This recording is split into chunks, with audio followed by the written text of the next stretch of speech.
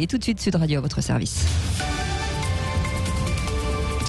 Et c'est le moment de parler aux entreprises, aux commerçants, aux professions libérales, aux artisans. Nathalie Usan est avec nous. Bonjour.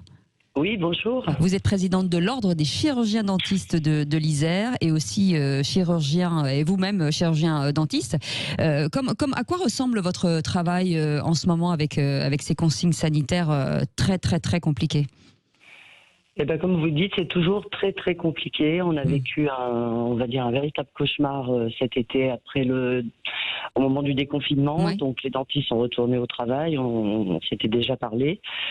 On arrive à saturation. Moi, je dirais, on a beaucoup de patients en errance, beaucoup de patients qui ne trouvent plus de dentistes pour se traiter. Ce sont des urgences ou ce sont des traitements où il y a plus d'urgences ou des traitements qui arrivent ? Non, en fait, les dentistes donc, ont eu leur cabinet fermé pendant 2 mois. Oui. Ce qui a créé déjà un premier engorgement. Les cabinets étaient déjà saturés avant la crise. Donc après la crise, ça a été encore plus compliqué. Les temps de traitement, maintenant, ils prennent 2 fois moins de patients. Puisque les recommandations, même si elles ont été un peu allégées, sont toujours présentes. Donc 2 fois moins de patients dans les cabinets. Donc beaucoup de praticiens qui sont partis à la retraite du fait de la difficulté d'exercice. Et du côté des patients, est-ce que les patients sont compréhensifs ou non ? C'est très compliqué. Non, oui. Non, parce qu'en fait, il y a peu d'informations là-dessus et ils ne comprennent pas qu'on puisse pas les prendre. Donc moi, j'ai été complètement saturée par des mails, je vais dire d'insultes, beaucoup d'agressivité. Ah bon ? Ah oui.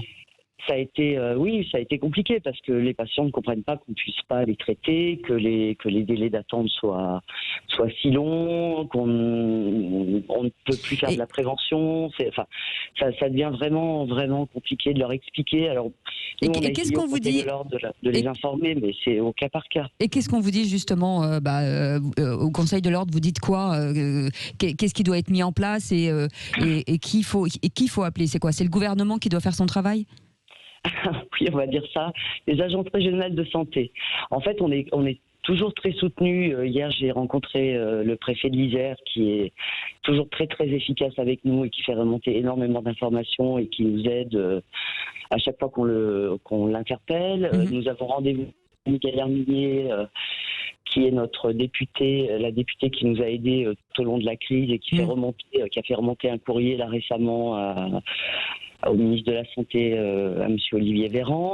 Nathalie Usan, juste, est-ce qu'il faut un deuxième Ségur ? Alors, oui, on en a parlé hier. Un deuxième Ségur, oui, je pense qu'on n'a pas été suffisamment entendu, en tout cas les dentistes, puis d'autres professions d'ailleurs qui se plaignent. Et puis plus d'informations qui remontent peut-être plus directement. Le problème avec les ARS, c'est que énormément de consultations internes, externes, on est perdu dans des... Et ça prend du temps, ça prend beaucoup trop de temps. Ouais. Ah oui, beaucoup trop de temps. On a beaucoup de solutions à proposer, c'est ce que je dis aux patients, les solutions on les a, mais on n'arrive pas à avoir les moyens pour la télémédecine, la téléconsultation n'est toujours pas en place.